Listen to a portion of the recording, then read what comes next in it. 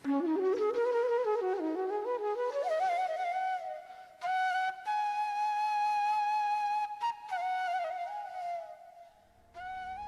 ठाकुर चावला।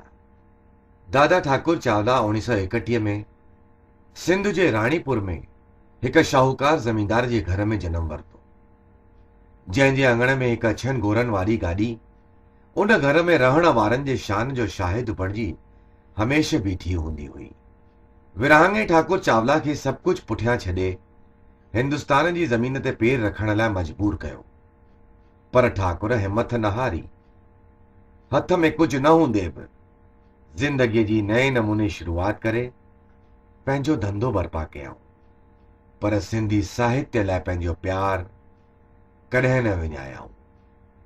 हर क़िस्म जे वाचुनि लाइ चमड़े जा पटा ठाहिण सां गॾोगॾु पंहिंजे दिमाग़ में इंसानी रिश्तनि ऐं रोज़मर्रा जी ज़िंदगीअ सां वास्तो रखंदड़ नंढियूं वॾियूं कहाणियूं बि दादा लिखंदा रहिया ऐं वज मिलण ते किताबनि जे रूप में पेश कंदा रहिया। 1955 में सुहिणी नाले जी मैगज़िन जा एडिटर थिया, पर उन खां पहिरीं 1954 में पंहिंजी सुहिणी पारूअ सां विहांउ करे पंहिंजे गृहस्थ जीवन जी शुरूआत कयऊं। हुननि जी पूरी ज़िंदगी पंहिंजे परिवार, जोए, भाउर, ॿार ऐं उन्हनि जे ॿारनि जे इर्द गिर्द ई घुमंदी रहंदी हुई।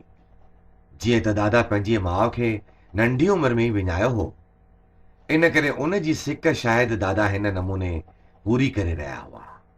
हिक प्यार भरी दिल वारी शख़्सियत जेका नरमाईअ ऐं निहठाईअ सां बि भरियल हुई। घुमण फिरण जा शौक़ीन अक्सर कश्मीर ऐं गोवा ॾांहुं वञण जो वझ ॻोल्हींदा रहंदा हुआ। दादा जे कहाणियुनि लिखण जे जादुई तरीक़े संदन ज़ाल पारू चावला जी सोच में बि घर करणु शुरू कयो ऐं हुन बि पंहिंजूं मुख़्तसिर रचनाऊं लिखणु शुरू कयूं। पर मोट में पारूअ वरी ठाकुर चावला खे सिंधी कलामनि ऐं सिंधी संगीत सां जोड़ियो। हाणे हू राम पंजवाणीअ जी हर सूमर ते थींदड़ संगीत जी चौकीअ में वञण लॻा हुआ ऐं धीरे धीरे ठाकुर चावला दादा राम पंजवाणीअ खे वधीक ऐं वधीक सम्झण ऐं सुञाणण लॻा ऐं हुननि जी वधीक इज़त बि करण लॻा। दादा पारूअ खे कॾहिं बि सिर्फ़ु रंधिणे जी राणी कोन सम्झियो ऐं हू हमेशह चाहींदा हुआ त पारू पंहिंजी कला जो पूरो प्रयोग करे। इन करे हू पाण अॻिते वधी हुनखे संगीत जे प्रोग्रामनि में बहिरो वठण लाइ हिमथाईंदा हुआ। शायदि इहो हुननि जो पंहिंजी पत्नीअ लाइ प्यार इज़हार करण जो हिकु तरीक़ो हो। दादा राम पंजवाणीअ बि ठाकुर चावला जी सचाई खे सुञातो ऐं हाणे हू वक़्तु बेवक़्तु हुननि सां सिंधी ॿोली ऐं सिंधी संस्कृतीअ खे बचाइण लाइ छा ऐं कीअं करणु घुर्जे इन बारे में सलाह मसलत करण लॻा हुआ। Dada Ram Panjwani charitable and cultural centre Sita Sindhu Bhavan खे खड़ो करण में दादा ठाकुर चावला जो तमामु वॾो योगदान रहियो आहे। दादा राम पंजवाणी खे पारू ऐं ठाकुर चावला ते एतिरो त भरोसो हूंदो हो जो चौकियुनि ऐं संगीत जे प्रोग्रामनि में मटके में मिड़ियल पैसा ठाकुर चावला वटि जमा कया वेंदा हुआ ऐं हुननि जी सलाह ऐं स्वीकृतीअ सां ई ग़रीबनि गुरबनि में विरहाया वेंदा हुआ। दादा राम पंजवाणी जे ओचिते देहांत दादा ठाकुर चावला जी ज़िंदगीअ में हिकु नओं मोड़ आंदो ऐं सीता सिंधु भवन द्वारा सिंधी संस्कृतीअ ऐं ॿोलीअ जे बचाव ऐं फैलाव जी राह में दादा ठाकुर चावला पाण खे रुंबे छॾियो। सिंधी संगीत जूं चौकियूं सजाए हुननि दादा राम पंजवाणीअ जी रवायत खे क़ाइमु रखियो ऐं हिंदुस्तान जे कुंड कच्छ मां नवनि सिंधी कलाकारनि खे ॻोल्हे हुननि खे सीता सिंधु भवन में पंहिंजी कला जो प्रदर्शन करण जो वझ ॾिनो ऐं इन तरह दादा सीता सिंधु भवन जो नालो सॼी दुनिया में फैलियल सिंधियत जे चाहकनि जी ज़ुबान ते चाढ़े छॾियो। दादा ठाकुर चावला पंहिंजी ज़िंदगीअ में घणी कहाणियूं ऐं किताब लिखिया ऐं हुननि लाइ हुननि खे घणी इनाम ऐं इक़रार बि मिलिया। केतिरा ई साल हू हिंदवासी अख़बार ऐं सिपू मैगज़िन जा एडिटर बि रहिया। सीता सिंधु भवन में सिंधी लाइब्रेरी शुरू कयऊं ऐं सिंधी कलाकारनि खे पाण सां परदेस वठी वञी सिंधी संस्कृति जा एवज़ी बणिया। पंहिंजी कमाईअ मां पारू ठाकुर चावला फैमिली ट्रस्ट ठाहे घुर्जाउनि खे तइलीमी ऐं डॉक्टरी मदद कंदा हुआ। अहिड़ी शख़्सियत जे मालिक दादा ठाकुर चावला खे असांजा 100 प्रणाम।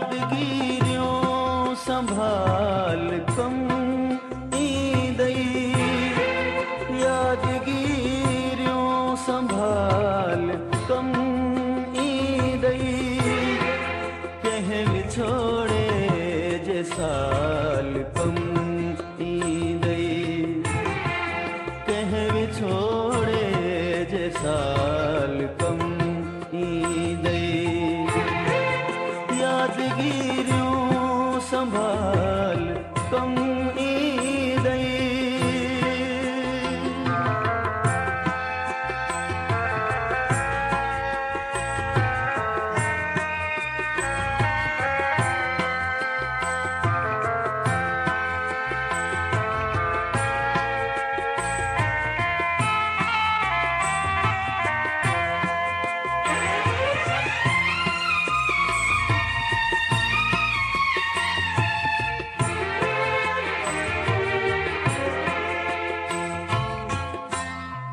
राह ऊंदे अॻियां हयातीअ जे,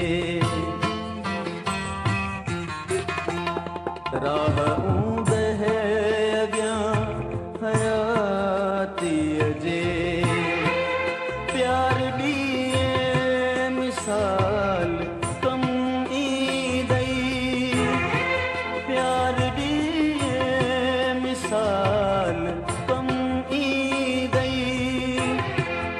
कंहिं विछोड़े जे साल कम ईंदई, कंहिं विछोड़े जे साल कम ईंदई, यादगिरियों संभाल कम ईंदई।